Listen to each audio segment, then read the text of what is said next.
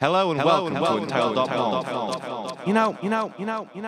I'm a little bored of this. I'm a little bored of this studio.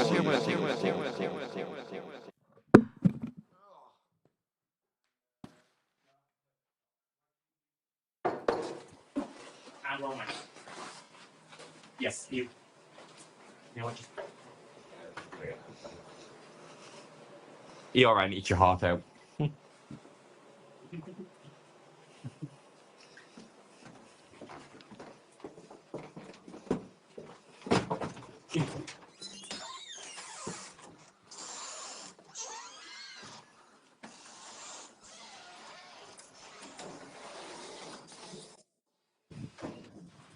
You don't actually know what the plan is either.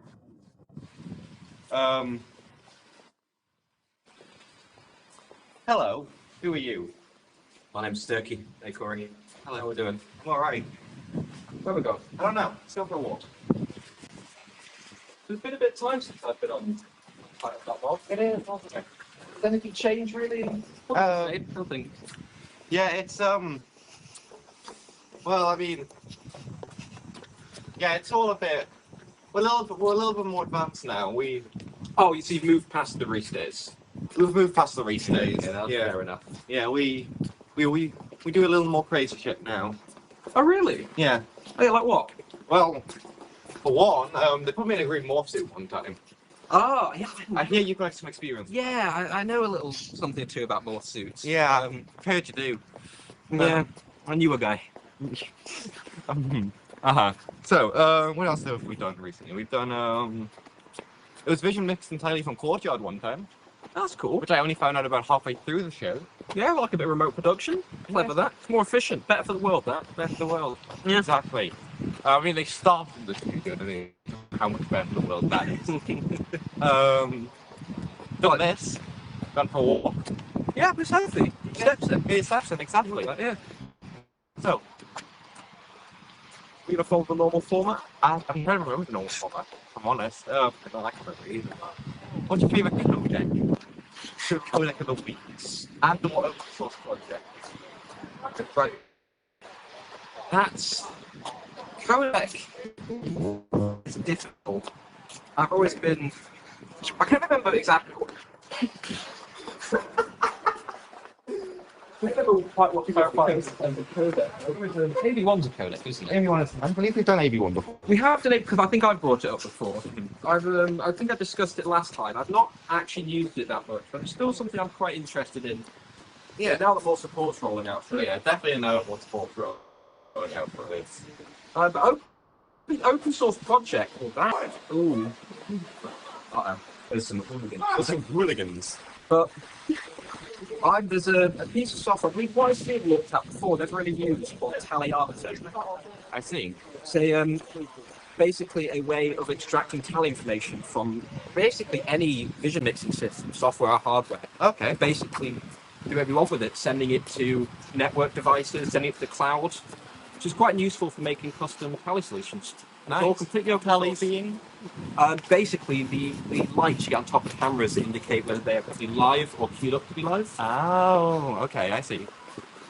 So it's something, obviously not all of YSV cameras have tally lights built in, but something that was looked at in the past. I was trying to figure out when we were on campus, I keep forgetting. It's been a year and a half since I was officially with campus. Yeah. So go on then, why don't you tell me, have you got a codec of the week? I don't believe I do. I don't struggle to find codecs. I always think the new one. It's very much a Reese thing.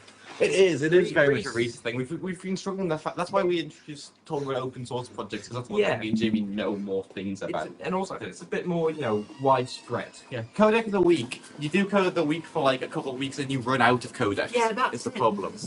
Enough. Yeah, news. Have you been keeping up with the news this week? There has been some tech news. vMix 27 is out. 27? Oh, what does that do? I've not had a full look at the feature list yet. I know it's got more hardware encoding support.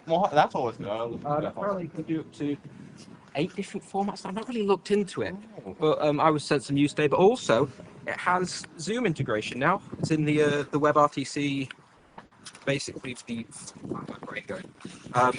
The online meeting software. It has integration. Oh, with Zoom. nice. But that's What use is that? well, that's an interesting one. See, I do a bit of work in online webinars, basically Yeah. streaming webinars, and we do it in quite an interesting way of basically having individual machines in Zooms and NDIing it. It's a whole thing. So I was speaking to vMix IBT in Amsterdam, the International Broadcasting Convention.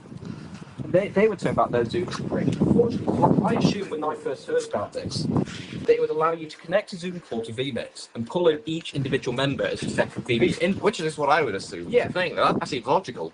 Apparently it's not. Is it just the full? Yes. It's basically the main output of Zoom. So it's a screen record of Zoom. basically, yes. Why? Last I heard, I've not actually checked the actual the release notes, so I don't know whether it's changed. But last I spoke to the image, that's what it was going to be. Which I suppose it works on a simple point of view. You know, if it's if you assume that everyone else is muted, the only person you want on screen is unmuted. But it would be nice if we actually had that integration to bring in people as individual inputs. And then you could vision mix Zoom call. That's what we've done that through a more hardware solution in the past, where we will have several different Intel NUCs, a small PC set up, and each one would join a Zoom call and pin a member, and then we'd use NDI desktop capture to pull that and put that into vMix and do it that way. So I was very excited, but no, apparently it's not been integrated that way. What? If we, Yeah. that's true. The little 3D avatar people look a little uncanny valley. Yeah. Cameron, Hello, join I'm the us. Apple correspondent. I was switching to my front camera to talk about Activision Pro. Let's definitely not walk into the lake. That would be... it's fine, we can do front camera. So, yeah, we were talking about the avatars, what they call the personas on Apple Vision Pro. Yes. They looked a bit uncanny valley to me. They are very uncanny valley. I saw the Marcus Brownlee screenshot that's been going around. Yeah. Yeah, the because, light. Meta, if we're going to call them that. Oh, They've been using these really cartoony avatars. Yeah. You must have seen the photo of Mark I Zuckerberg think by the they're Eiffel all- Tower looking. There would have been a whole Have those lot of horrendous. Oculus days. Those ones I And yeah, Apple have gone for a very different strategy. They have gone for kind of realistic representations that are like 80% of the way there, but that makes it so freaky because it's like something that's almost you, but not quite there. very much. A lot of speculation said that they were going to use their Memoji feature. You bringing up the. Oh no, is he gonna? It would look like this when you're on a FaceTime call in Apple Vision Pro. But instead they've gone for obviously- kind of really photorealistic. Of course, well, I've got this open. Let's just have a play with some of the. There you go. You want to be a giraffe? It doesn't like me. Oh, There we the go. giraffe! See, I haven't quite figured out yet whether Apple and Meta, whether they're trying to push it more from gaming use, or is it like a commercial use, like virtual offices? Commercial use they're trying to push. So I saw something like with Meta, yeah. Because I was quite big in VR when it first came. I actually bought an Oculus Rift development kit too. Oh, a DK. I actually bought a DK2, yeah. I bought a consumer version 1, so. I wish I'd gone the only consumer version they actually ever did. Yeah, well, for the whole thing. Trying to download the drives stuff nowadays. Oh, try with them. Yeah, I mean, you can find them. They do exist. They do I've exist on the managed to- website somewhere. Gets harder and harder every year. Yeah, and I've kept a stash of them. You have to probably do that. Can you send me it? I'll send you. I mean, I probably won't want to see before. I mean, it's their copies. Whatever. So I've just about managed to get it to work. The DK2 has a headset running from Steam VR. Because obviously the Oculus Touch there has controllers. Yeah. Never supported on the DK2. Which is my pretty that's what I wanted. You ever see the Leap Motion hand tracker? Oh no. It was an infrared camera tracker. It's actually very accurate. So I did a few little. I couldn't do any big games, any moving games. But you sat down Wait, on like no. Check it out. Things like Five Nights at Freddy's, you could just about do with the hand tracker. Oh, okay, nice. It was a bit buggy, but it worked well enough. Yeah. I was more because now it's all a bit old legacy. I was more playing around with the idea of getting a camera feed into it. Into the headset. Yes, Don't they do that built in now? it was in newer ones, but I was more interested in.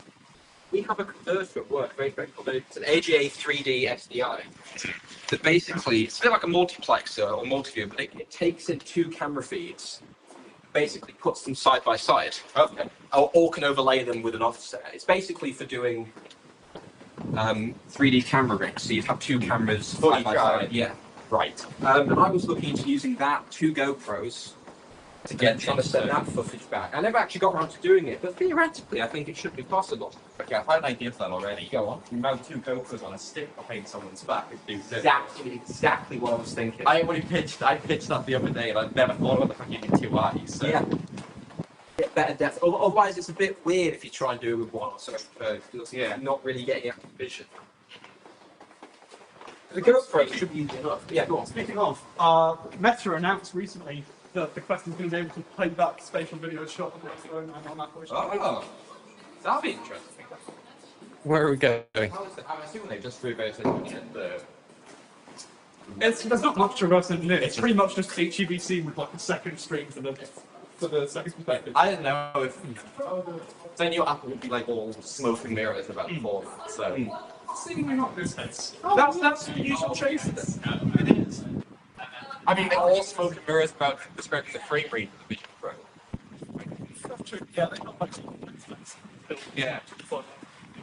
But we've not actually said the big news is it's coming from the US today. So as of today, there are real people on journalists who've got their hands or heads rather on Vision Pros, which is not real people with $3,500. Is that how much it costs? Yeah. Oh my god.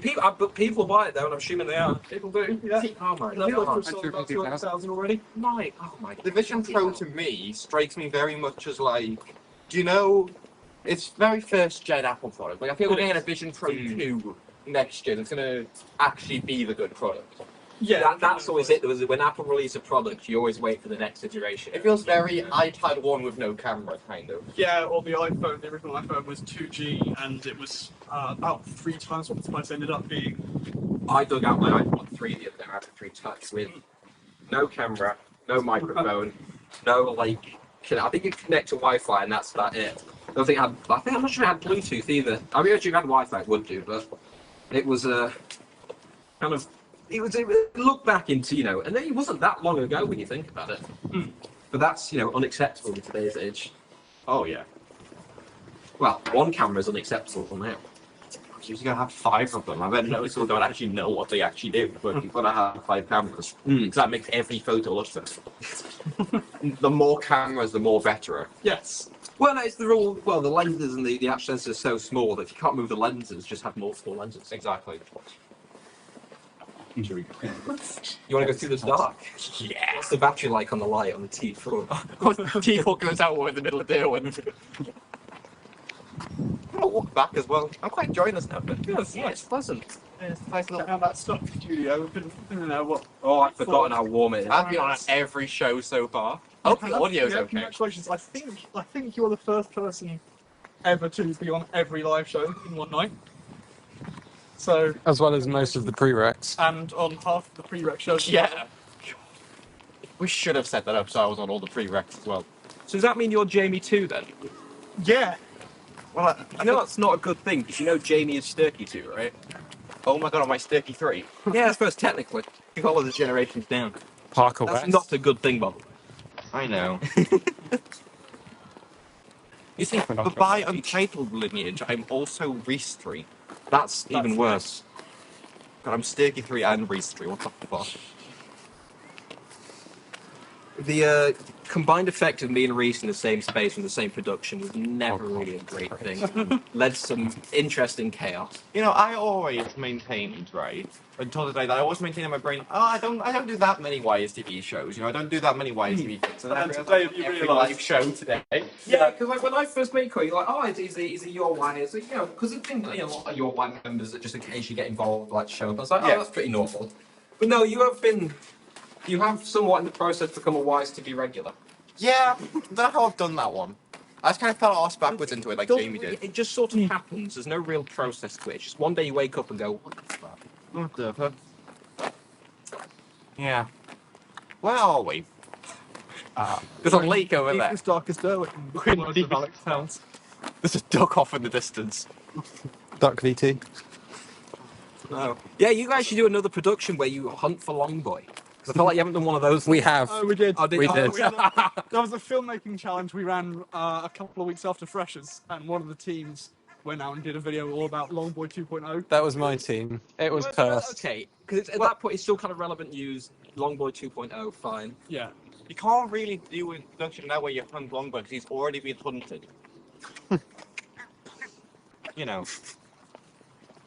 I made good dinner for someone. Hello. Don't run away.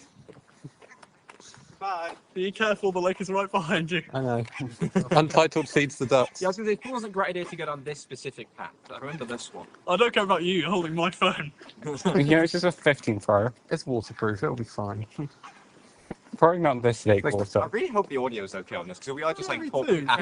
We're talking We to don't each really have other any with our feedback. phone in front of us. If you'd like to test, I'm on Do Not Disturb for obvious reasons. Mark, if you'd like to message anyone else and let them know that we can be heard and this is working. We've not just gone for a random skill and talked about techniques. I mean, it's Right, been right. fun, you know. Any more than we do regularly anyway. Yeah. Yeah. No, there's been any other news, kind of thing. Arc, the browser company in New York, launched their mobile app.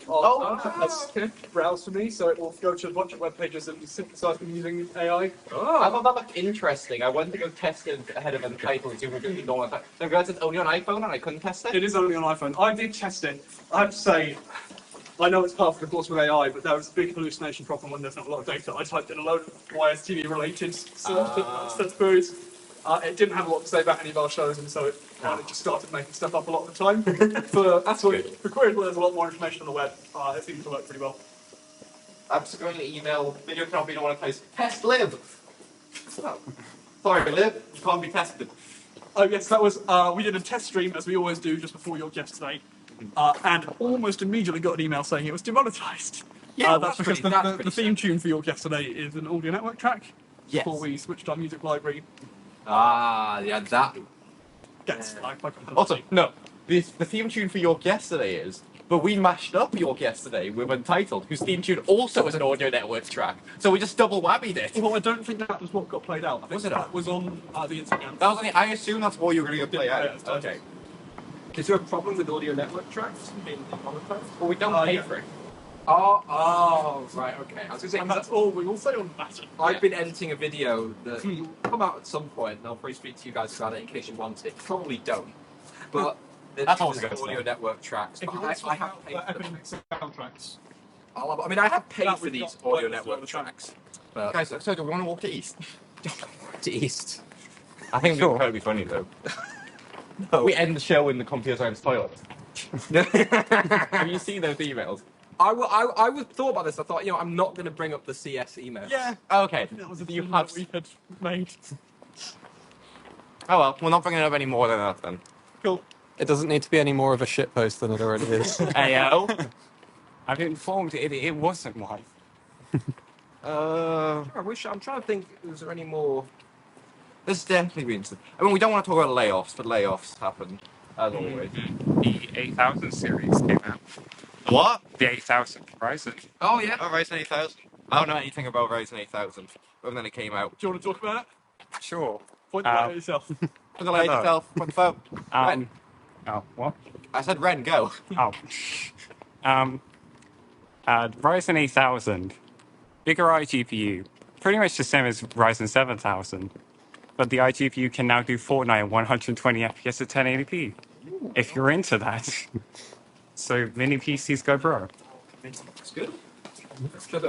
Asus's new notebook, did you discuss that last week at all? Or? They announced that it's due to come out Q1 this year, so anytime now, hopefully.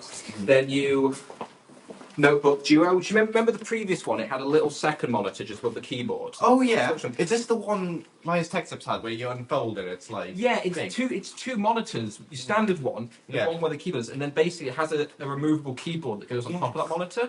So you can take that keyboard off, and there's a kickstand underneath. So you have the keyboard and you have the monitor, which for basically small streaming kits. It's dual Thunderbolt 4, including power delivery over 1. So for streaming, you could have your vMix, your OBS on the bottom screen, your multi-view on the top, and then you could have, because it's got it's integrated GPU Intel Arc, which is okay for streaming. It's not that bad actually. And then an NPU, which is all about AI enhancement, basically a load of rubbish. But AI bollocks. because it's got dual Thunderbolt, you could have 2 external enclosures. Oh. You could do two external enclosures, PCIe, one having a capture card, Decklink, one with a GPU, and at that point you've basically got this little form factor streaming kit. So, also, you may have noticed an absence on the show today. So, Untitled is very sadly is sad to announce the death of Jamie Parker East. The cause of death is not yet known, but this footage was found on the body. Please observe. I'm still gonna go into Slough VT now. That's the plan. Well, it's technically a minute ago. Hello, the managed to play. On the Otherwise, hello and welcome to my title of Still in Progress. Yeah. Can't Well, wait. Jamie's dead. We are very conveniently near Courtyard.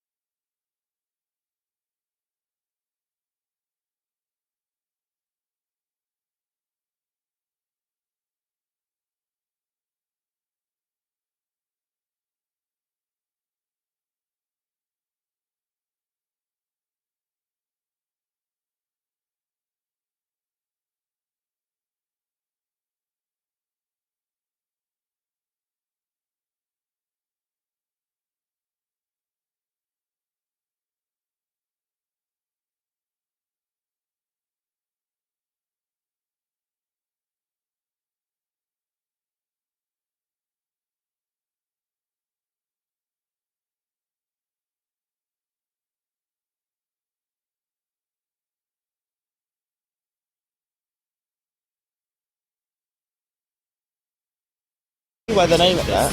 What is that? Is this the library then? It is. It's got a Lego figure on it. There's the spoons. Oh, spoon. Should we go ask for a still water? No, But I fancy a still I water. don't want to be a menace, even in Slough. Fair enough. Got some nice tall buildings. There is a loading bay. There's a spoons. There's a hotel if you want to stay in Slough. I've chosen not to. We're in the high street. I don't see a Greggs. Not gonna lie, Dan. No Greggs. It's a high street. There must be a Greggs. Not up north. True, we are down south. There's a shopping centre that's boarded up. Always good. Be good. I think it might just be that entrance. The other one looked boarded up. Oh no, entrance now closed, maybe. It's a McDonald's. It's not really the same as a Greggs. Promising though, because we're going in the right direction. There's a Slough market. You can buy some things from Slough. There's a McDonald's. And a Sam Pound stores. Oh, so there's a Greggs. We're gonna get a Greggs. Marching over now. And there's a Boots, but you know. We want Greggs. Oh, I love chopsticks. They're quite a good noodle bar, actually. It's a bit rough, not gonna lie. Just lots of shops, you know, the usual UK high street shops. Greggs though, so that kind of works out. But yeah, it's okay. I wouldn't say I'd rush to come back again. Slough checklist. We've been to the Greggs, although we didn't get anything, and I've cashed a check. I think that's everything you can do in Santander. What do you think in the shopping centre? Very empty. Yeah, I did notice that. We're going through it to get to the train station, aren't we? So we can leave Slough. So we can leave Slough. What number on the list is leaving Slough of things to do in Slough? About 6, maybe? That's not too bad. 5, maybe? I think it was 5th. What was first? Big Tesco. Big Tesco. The bus station thing we couldn't go to. Greg's. The Curve. And leaving. The Curve and leaving Slough. So yeah, 5th. No, 6, because there's that lovely quaint little church. There was the quaint little church. Very true. So it is 6. It is 6th. Okay. More close stores.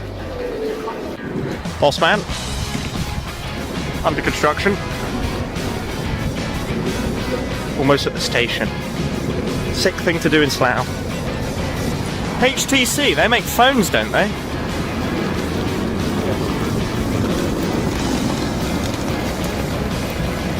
Hey, look, a roundabout. It's Slough's roundabout. That's pretty cool. I'm trying to get you some B-reel, boss. B-reel? B-roll. It's all going to be a Tesco, I'm not going to lie to you.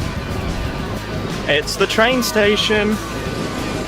Now, was this worth it? I'd say yes. Slough was a good visit. They have a nice train station, a good Tesco's. Back to Londinium.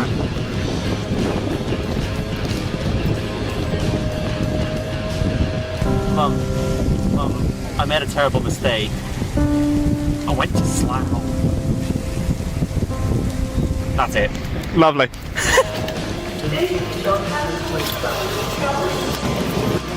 Time to leave Slough.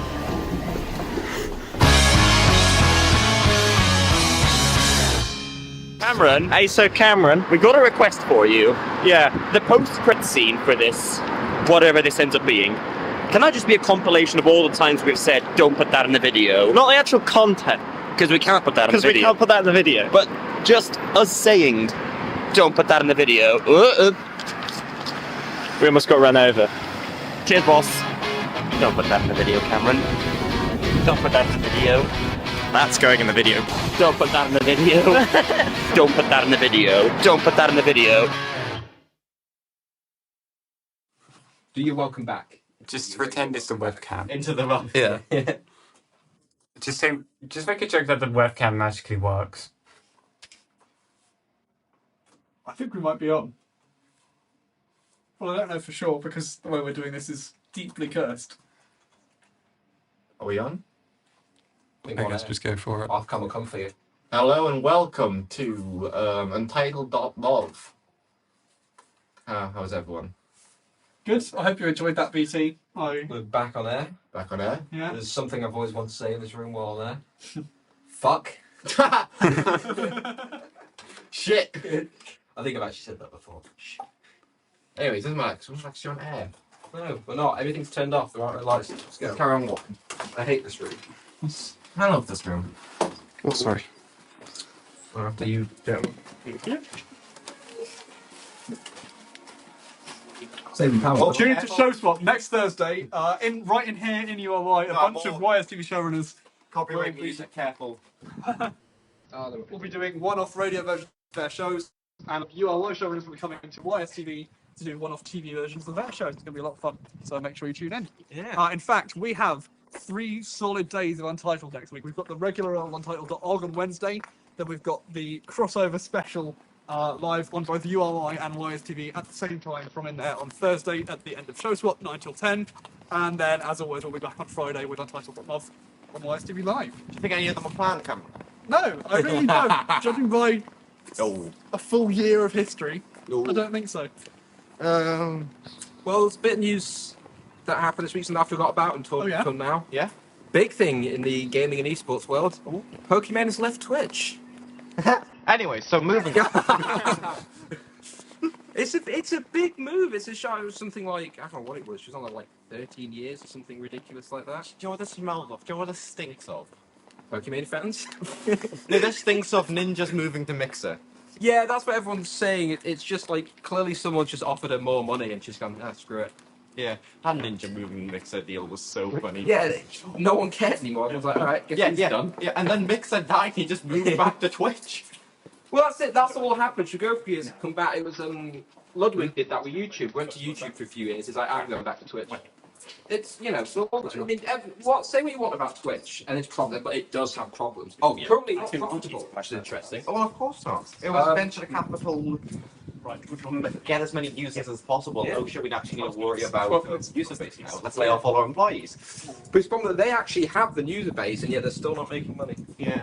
Which but that's why it'll keep churning on because that's where the user base is. Yeah. Yeah. Until Amazon shuts it down. Yeah, that'll happen eventually. Well, I think that concludes the esports section. Yeah. New esports section we call you in every week.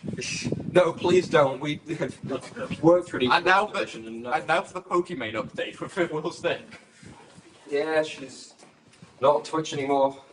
All that money I spent on subs. I did not. No. Okay, good. I was like, I was 50-50 there. Not. I was reevaluating my entire understanding of you. What use my Twitch Prime on Pokemon? Yeah. No, I'll be honest. I'm really typically not a fan of esports. I've done a bit of work in esports. Oh yeah? Not a fan of it. Oh. Why not? It's just the broadcast side is easy. It's just you meet a certain kind of person in esports. Not everyone, but it's just it's a big work, isn't it? From broadcast side, but oh, ladies and gentlemen, it's Marks. Hello. How you doing? Right. We are still live, right? Yep. Okay, I just How do you think I found you? oh, that's a valid point. Any viewers who want to come and find us? On a 10-second stream delay. Oh, that's fine. Follow the noise. Yeah. And that massive light. How are you? Yeah, good, thanks. How was the first half of the show? It was good. Slat was good. Shame about the audio in the first half. Yeah. Has it improved at all? Or Well, there was none. Oh, What? We forgot the audio in the first half of Slough. oh, so Slough. All you needed to hear anyway. All you do is Jamie, Marks, and Dan were in Slough, and Jamie's dead. Pretty much. Yeah, that's under that. It will be Find missed. another excuse to play that out at some point because I spent too long editing it. Marks, go back to the studio and play it again. Oh, he's got. Hey, they've got a laptop. I'm not going to do it now. Okay. So Should we keep walking? Yeah, we should. We can. Yeah, let's do that. Are you allowed? Maybe not with the light. Plus, I got a companion emulator. You have to turn the light off if we're going in. Oh, I'm moving away You from really hit the Parsec. bridge with a light. I'm moving away from Parsec, ladies and gentlemen. I'm moving towards VPNs. Much more secure. Yeah, why not? Oh, we're going to Alcuin. Oh. Do Parsec using VPNs since it supports local network connection. I mean, you could. I mean, actually, I didn't even Don't think of that. expose That's it to the internet. That's a really clever idea, actually. No, very easy to set up, and it allows for, as I figured out, you can actually connect to an ATEM remotely over a VPN, which is very useful. Yeah, with hardware panels as well. Interesting. Use a gateway. Works very well. No lag, no latency. So remote production VPN, ATEM controller of a VPN. Oh. works very well. I mean, I guess the bigger picture for the latest would be the return feed, wouldn't it? Well, that depending on what you're using. So where I work, we've been looking into SIM card powered remote encoders. Basically, slaps the back of a camera. You put 6 SIM cards in it, and it can basically not SRT. It's their new proprietary version, SST, which is SRT optimized the SIM cards. Right. And you can encode your video point to point, and it can also do a return. What's quite interesting is Blackmagic cameras send their camera telemetry data back down coax the camera. So if you're encoding that return, you lose that data. So you need an alternative method of getting that camera telemetry data back to the camera. It's basically a network solution. You mean camera control, right? Yeah, camera control. So these encoded video encoders we're using have a built-in, they call it a data bridge. Which is a built-in VPN, basically. Right. You can get a VPN without an Ethernet port. Now, after the show today, the reason I'm at YSTV is to test a little gizmo that I built using an Arduino with an Ethernet shield and Magic's Arduino shield, which is a little shield that they make that allows you to, basically got a coax connector on it, allows you to create your own camera control data and send it back out code. So essentially using it as a bridge of Ethernet to Basic camera control. Yeah, it's Blackmagic camera control over Ethernet. And I guess because it depends on the camera model, but can you not do that over Ethernet? Just directly into the camera? no, Can you not? not something that there are. Because it's where the studio cameras can do that. I'm not with this studio. At least with the latest firmware, I think that you can control them over the Ethernet. I know they have, but I thought it was using the web presenter converter, not the web presenter, the studio converter. I Fairly think the latest firmware updates they maybe even added an API. I have seen there is an API available. I believe it's a REST API. I think it is. But I need a working prototype on the 15th of February, so Yeah. it's not diving down that rabbit hole. Yeah. But that is the thing, yeah, there are now, Blackmagic is slowly releasing more APIs and SDKs for their hardware. They still have no intention of releasing one for all the A10s. I believe there's one for Fascinating. the A10 production studios, the new ones, but for the older A10s. Could you go on a they won't tangent? release it. A very quick tangent. Blackmagic's naming convention for models. Well, it is a bit haphazard, but what are you talking about? The model names like Constellation, So like the Television. production studio, or the television studio, or the television studio 4K, or the production studio 4K. It is a bit difficult to follow. I've never quite understood it. I think a lot of it comes back from because a lot of the hardware that Blackmagic make is actually made by other companies that they've acquired and bought. Right. So I think it's them trying to adapt other companies' naming programs into their own. Because and it's not quite didn't they acquire the whole A10 line? They did, yes, a while ago. They bought I can't remember the name of the company now that made the ATEMs. But a lot of the, I mean, pretty much most of their hardware, apart from the Decklink, was through acquired companies. Right. The Decklink was their very first product. And did not know that. there's a few other things. I think I like converters, a few of their other video stuff that they've always made in-house. But no, a lot of their other hardware, even the software, it's all through other companies that they've just bought. I mean, it's from a business point of view, it's a clever way of doing it. Mm-hmm. I mean, when people said they needed audio mixers built into the ATEM, they bought Fairlight. Yeah, When they needed editing, Resolve. yeah, they bought DaVinci. So, it's not such a bad thing. Are they just like video editing Microsoft? Well, video production Microsoft. Yeah. Small video production, yeah. That's what I meant. Because you can use a Blackmagic camera through a Blackmagic switcher, record it to not a Blackmagic SSD, but pull that SSD into Blackmagic's NLE, which will create a timeline for you in Blackmagic's format, They have, and you can tell, because and then store it on Blackmagic's cloud storage. So video production Apple, right? well, that's the thing. They absolutely are, because actually the Blackmagic hardware and software is optimized to integrate better with Apple systems. Oh. So it's all actually based around under the assumption that you're using Macs and basically using Macs. I use DaVinci Resolve on Linux. That's somewhat cursed. I don't actually work. I suppose if it does work. I don't actually. It's probably one of the better NLEs for Linux. Yeah. to be Yeah. fair. I am surprised it's no good, like a source NLE. Well, it's because you're going to be playing catch up, and Yeah. with the disadvantage of you're not paid. You don't have people who are paid money to make it better. Yeah. Yeah, that's the thing. Who come to spend 8 hours a day making your NLE better. Yeah. So you wonder, I mean, it's not very much different than that one. I get why with the processing power you get in Apple's kit. You better driver just processors in Apple. I get it. I'm just not a fan of the workflow, but I get why they would stick with that route. And especially, professional video editors. There's a good chance they've been Macs. Yeah, to the bushes. There it is. Anyway, Run, Forrest, run! so that was that little tangent aside. Mhm. Where were we? No, I was going to ask, because there's something we discussed earlier, March, you might have heard. Have you had a look at VMix 27? I hadn't actually heard of it until you mentioned it on the show. Ah. I'm interested to try it. Because I haven't sat down and tried it either, so I'm quite... Actually, you know what? We're walking around, I can just bring up the release notes, can't I? To use VMix 27, do I have to use the other 26 first? Yes, it's a paid upgrade, Is it? unfortunately. You're joking. Well, 26 was, so I'm assuming to get... Do I need 27 to is. play VMix 1 through 26 to understand the lore, or can I just jump in at 27? Never used VMix 1. I'm curious as to what it looks like. I think you could He's probably just really jump not in. getting the joke, is he? No. No, well, Wasn't VMix 1 written in like Visual Basic or something? something That's what the V weird stands like that. for. It's also apparently from that Visual. you actually sit down and look at their API. Because apparently their API has... Sometimes called Visual Mix.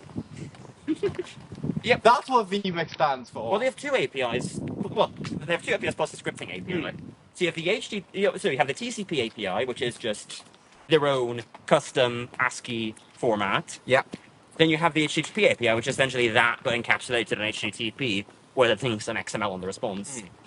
And then you have the scripting API, which Scripting one, I think it's is just directly hooking into the binary, the running vMix binary. because apparently, like something I was speaking to one of one of the distributors for vMix in the UK, and he was telling me apparently if you see, vMix has full screen option. You can do 2 full screens, which is it's video out using a GPU. Apparently, it's not limited to 2. Apparently, it's just limited in the UI. Apparently, if you go into the API, apparently you can actually do the actual number of full screens you do is actually limited by your GPU. So apparently, you can actually, if you want to do 4 outputs like your GPU, apparently you can. But so I keep. And I guess that's also separate to decklink outputs. Yeah. Okay. So this is why I've been meaning to look into it, because I wonder if there's any more weird little things like that. I mean, obviously there are certain, inputs and outputs that are limited by license, and those obviously won't be able to touch. But I just wonder if there's a few other things that might be tweakable in the API. I think it's worth a look. I mean, I feel like it's the sort of piece of software where basically every feature is crafted to work with every other feature through probably many layers of bodging under the hood. Yes. But the idea of it is that you're not exposed to those. Well, the thing is, the facade is relatively thin. Yes. Like you poke at it for more than a few minutes, and you will eventually spot gaps in the bodge. There are definitely a few, and there's a few issues. Definitely with integrating with other hardware. The amount of times I've had to restart a vMix file because it won't show detlink feeds. It's just little things like that. But they typically Every now and again on the YTV live sector, we have to turn external outputs off and on again because it just stops. to inputs, they actually integrate a little feature to help with that. Right-clicking in does actually work. That is a very much a black magic approach to a problem. Yeah. You can clearly tell that it's been made by people who know doing like the lock feature. More pieces of software should have that. Yeah. It's very clearly made by people who have accidentally closed it during a stream one too many times. Yeah. I mean, if you follow, because vMix have their own YouTube channel where they do a lot of updates, a lot of reports, and it's actually a very, very interesting channel. It's worth a follow if you're into this kind of They stuff. seem like the kind of the MikroTik of the video. Very much. world. Yeah, no, I get where you're coming from. Because MikroTik's also like sort of more enthusiast friendly, sort of more raw. Yeah. Approach to their products as perhaps maybe other network vendors. You can like it's a little bit jank, and you're not going to see it on that professional stuff, but you could do a lot more with it for a lot less. It's nice. It's a piece of software that's clearly built from a professional use, but there's still a lot of features and options and functionality that is built more towards enthusiasts or building your own bits and pieces on the side, which I think is a very it's very considerate thing to do. I think it's something a lot of people now, a lot in the professional, don't actually do. It's always a shame. Because I guess before vMix, or I guess if you're on a Mac, what's your alternative Wirecast? Yeah, pretty much. I think people use Which that. I played with a very long time ago. I read a great, because people with the previous host of this show, Reese, was preferred OBS, which is fair enough. There are reasons for preferring OBS. Me and him used to have a lot of arguments about this, about which was better, which was a better use case, vMix, OBS, and I decided once, I'm going to get some external opinion on this. So I looked up a few articles online about, there's a lot of that, like vMix versus OBS, and I found a great one that was very in depth. It was, well, this and that. Well, OBS is free, vMix is this. It was doing a whole in-depth review, and he got to the conclusion. It said, to me, in our conclusion, we think you should use Wirecast. I went, what was the point of the entire article? What was the point of this entire thing? vMix versus OBS? Like, yeah, just use Wirecast. I went, no. Not doing that. No, thank you. I guess maybe why Steve is an interesting case because currently we're using both. Yes, you have a rather unusual setup in the studio at the moment. Yeah, it's somewhat unusual one, but one that has sort of been built up over the course of the better part of a year. Yeah, because we kept trying various things that didn't work, and this just happened to not work less than anything else we tried. It is because I believe you're using vMix as effectively a VT and graphics generator. Yeah, which actually fair enough. A lot of the Flyware kits I work with typically have a second vMix machine just for that purpose. But then it's interesting that you're using OBS as your encoder. Well, it's because we're using. I guess partly it's because we're using a. Well, there was a couple of reasons. Well, we're using a hardware ATEM as our vision mixer because we prefer the sort of hands-on stuff, and which is completely fair. That's a good use case. I think it was that we just didn't really feel like using 2 licenses when we didn't need them. Yeah. Though Having said that, we don't actually have that many cases where we're using two licenses at the same time, except for maybe things like Roses. And I think also, at the time, OBS had some encoding options that vMix It did, does. yes. I think, like, does vMix support HEVC nowadays? I believe it does now, but at the time, I believe you It probably didn't when we were first playing with HEVC. See, OBS is more willing to try more experimental new stuff earlier. vMix would rather, and you could tell because obviously people are paying for this software more professional, they'd rather wait until to a certain extent, but weren't they one of the early adopters of NDI in the video production? They were, which was especially in the software move. world. Yeah, which is interesting. It's got very deep integration with NDI to the point that the multicorder, if you're recording NDI streams, is just dumping the raw NDI stream. Which is something I discovered the other day when doing a remote stream when I was doing a multi-chord of the feeds coming in, because it was coming in through we have a separate server for decoding our video, but we're short on depth links at the moment, so that server was actually sending the cameras out over NDI. Okay. So a streaming machine and a separate recording machine. Okay, interesting. So I set up a multi-chord on that second machine, pulling the NDI in. Right. Put it through Google Sync into a Google Drive, sent it to the client. I get a message back saying, "Yeah, what's this format?" I went, It's Speed yeah, HQ. yeah, it was Speed HQ. Which, to be fair, isn't a bad format, but nothing supports it except exactly. vMix, maybe FFmpeg if Tried you're to lucky. put it in Premiere, and they went, "This isn't working." I think we did try Speed HQ when we were playing about with live highlights editing with mixed results. And by mixed, we mean it didn't work. Unfortunately, vMix does have a box you can untick to not do that, to actually re-encode it. Yeah. But I guess if you just want to record it with minimal overhead, then because it's already digital. That's something may ask, why would you have two, like you're using two separate machines? When you're having an entire system running VT and graphics, you really want to try and separate out your process as much as possible. So it makes sense to have a separate encoding and a separate streaming, separate graphics and VT machine. Otherwise, it will. Because I believe you guys are running 16:6, is it?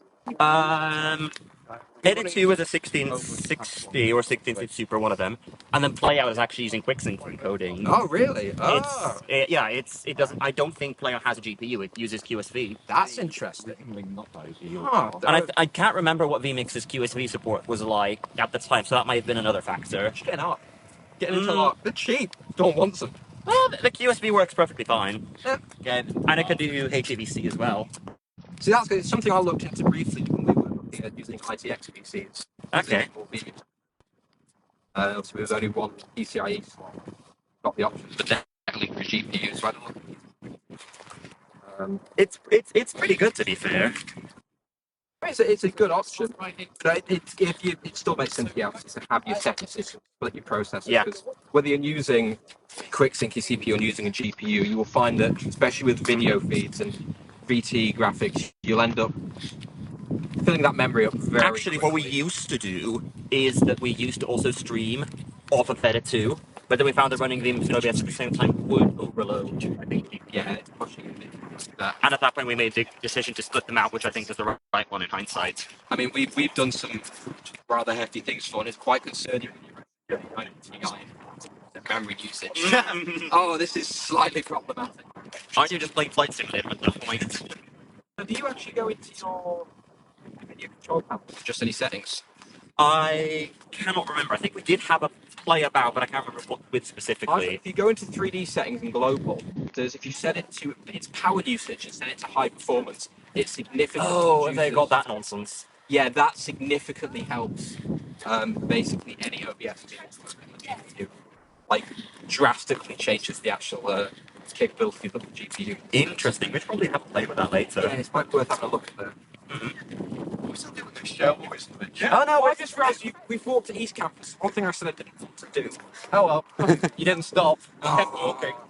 Me and Mark's having a lovely chat. I knew once you were distracted, I could get you to East. Live stick shot East Campus. I've got to drive home tonight, Corey. You're gonna walk back here. We've all got to get back to East anyway. East? All of us? West. Most of us. I don't have my super Yeah. Yeah, you guys all want to take back then. Or your phone. Yeah. I mean, I don't have to, but I'd prefer to. Not sleeping in a bus stop. Okay. I don't want to know. Where are we in the running order, Corey? Have you done an interview with the guest? Oh, yeah, Who's the guest? I feel like we've kind of like that. Like, That's the whole thing. What's your favourite bodge? That one. oh, Oh, that's actually a really good question. I've done a lot of stupid ones. Why to the ended industry? um, genuinely, very difficult question. Not one I did personally. One that I've seen happen back in my first year actually 2019, 5 years ago, or just less than that. Was back when we were running before the days of high tech YSTV. It was a fight night. Yeah. I wasn't actually involved in this. I was at the fight night. It was still my very early days of YSTV. Yeah. Before I actually really understood any of the tech. But it was back when YSTV were using old ATEM, so I believe it was an old production studio, HD, don't use 1080i. And it was, they were only mixing, there was no graphics. Actually, there was, they had a Casper server, they were running Casper, and the actual streaming was done through an FM pixel. And it was before Stream Deck, before hardware panel, so the ATEM was being controlled from a laptop, and they were literally mixing using the keypad of the laptop. And basically, midway through the stream, the laptop crashed. Oh. And the ATEM locked up on outputting input 1. And so Andrew Poddle, the tech director, who's never been on this show, basically dove into the back of the OB unit and was switching cameras by manually unplugging the ATEM and plugging it back in. And for about 10-15 minutes, they were switching camera feeds, basically manually recaching the feeds. That actually, because the bodge I wasn't involved in, but it's still possibly one of my favourite bodges. It's a college varsity. Head this way, sit this way. Oh, we don't know. The camera pointing this way. Where are we going? Well, the route I thought we were taking, I thought we were going that way. Going further. That doesn't lead that. Yeah. We did once duct tape a Teradek and an MC, or we gaff taped to the top of an AC90 and had that as a wireless camera. We've done a lot of rather ridiculous bodges. Mm-hmm. At least in my time, I believe you guys are still. I mean, this is quite a hefty bodge. Yeah, this is an interesting one. What's your favourite production? Ooh. Right, now this is a very interesting one. So I've worked on a lot of very fun productions. Yep. A lot of YSTV ones and CTI ones. If we're saying favourite Notch and Jug, favourite overall, Yeah. was, and this might be a controversial opinion. Okay. Roses 21. Which, for those who don't know, Roses 21 was the first Roses that happened basically post-COVID. So it was the one where it didn't really happen at either university, it happened at both. Oh, it's Roses Unlocked. Yes, it was Roses Unlocked. Ah, I see why it's controversial. Yeah. So that one where I basically became the tech lead the day of, due to certain personal emergencies from the crew members. At this point, I'd only been doing tech for a month, so I did a very quick crash on OBs. Oh yeah, so I'll keep talking. Corey's got to go sort something else out. But so I very quickly became the tech lead in a matter of minutes. After a quick crash course on OBs and how all the systems worked. And basically, I mean, Mark's remembers Roses Unlocked. And then basically The two of us here might be the only ones who do. Yeah, that's true. But we had to basically bodge our entire way through Roses. It was very stressful. In the space of about 3 days, I maybe got 4 hours of sleep overall. Absolutely wasted. After it was done, everyone went to the Black Bull, right, for drinks. Checks out for Ashton Roses as well. Or Charles. Could have been. I don't think it was Charles, but all I remember is falling asleep in the Uber on the way there. But that, and it was that entire Rose. We managed to do it, and we pulled it off, and we got a good show out. It was absolute hell for everyone who worked with it. The reason why it's my favourite is that one, basically, once that production was finished, once we'd done, every stream got out, I sat down absolutely exhausted, absolutely mentally defeated, and went, I'd do that again. And that production is the reason that I decided to work in OBs and broadcast. That job was the reason why I said, you know what, I want to do it. I want to work in this industry. Wow. And now you're there. Now I am. Now I work in that industry. And now I'm doing the exact same thing, but in the Middle East, running around cities. Rather than running between pictures on a university campus, I'm running around football stadiums in a city, doing the exact same thing. Next question. Have you bought a show and tell item for us? I have, if we walk back to West, Yes. to James College car park. No, seriously, I've got something to move the car. Well, what seems to be.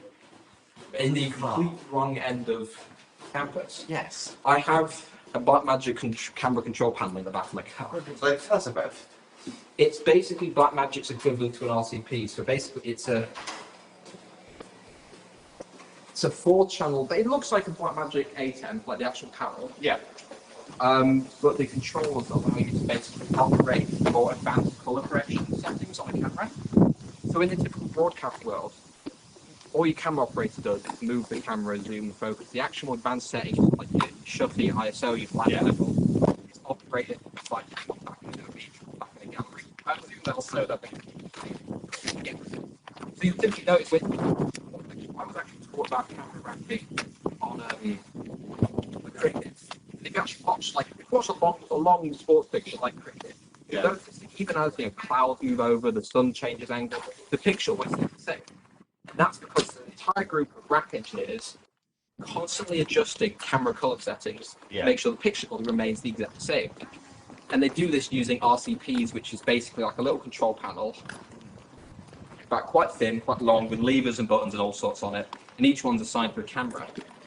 Now, Blackmagic, rather than selling those individual control panels, sold one big unit with 4 channels on. Okay. And usually these panels, so Sony's and Panasonic's, hook up to a CCU, which is a big heavy box that has a big multi-fiber core cable running to the camera. Blackmagic are a bit different to that. So they have their SDI camera control protocol. Yeah. So basically, so in the ATEM software, it has that camera control menu, kind of. It basically a hardware version of that menu, and basically just changes those settings but on a hardware version. Right. Not something YSTV have ever really done, but it's Seems a bit out of operator range, potentially. a little bit. I mean, relatively speaking, the Blackmagic kit is still cheaper than. I mean, you do have the option to do software. Obviously, Blackmagic YSTV Studio does actually run camera control to the cameras. Yeah. And I've actually done it myself before on my laptop, sat at the back. Done some color correction on the cameras mid-show. But it's, unless you're doing a really big sports fixture over a long period of time outside, it's not something that's really that necessary on the scale that YSTV are at. Yeah. But it's something I brought along so I can test that Blackmagic telemetry unit I brought along. Nice. But it's an interesting piece of kit. It's not one you see very. You'll see a lot of Sony and Panasonic's equivalent. It's not often you'll see the Blackmagic one. I see. That is interesting. I don't know much about cameras. I'm more the sound guy. I understand that. It's not something we do a lot. Our sound is about basically at the AV level, so it's X32s, that kind of stuff. Yeah. We have recently made a move for audio interfaces. We've recently moved from Behringer to. Oh, hello. Focusrite. Seeing you here. Seeing you here. Hi, what do you think of the marks? So, the company I work for recently made the move from Behringer interfaces to Focusrite. Interesting. I mean, we always like the Behringer because they're cheaper, but we've had so many reliability issues with them. Okay. But yeah, I guess that's it. Not ideal. Lovely walk. it's a lovely walk. Well, where are we? East. Oh. It's Lisa. Not for another 18. Not 18 minutes. Not as of 18 minutes Okay, ago. I was the text. Those are the words. I think so. I'm getting text messages from Reese. Oh dear. Has there even one? No, I don't think he has because he's asking me to. Are we still live? We are. Should we not be? Yeah, I'm done. Alright. Thank you. Not ideal. Thanks for having me. Bye-bye. Bye.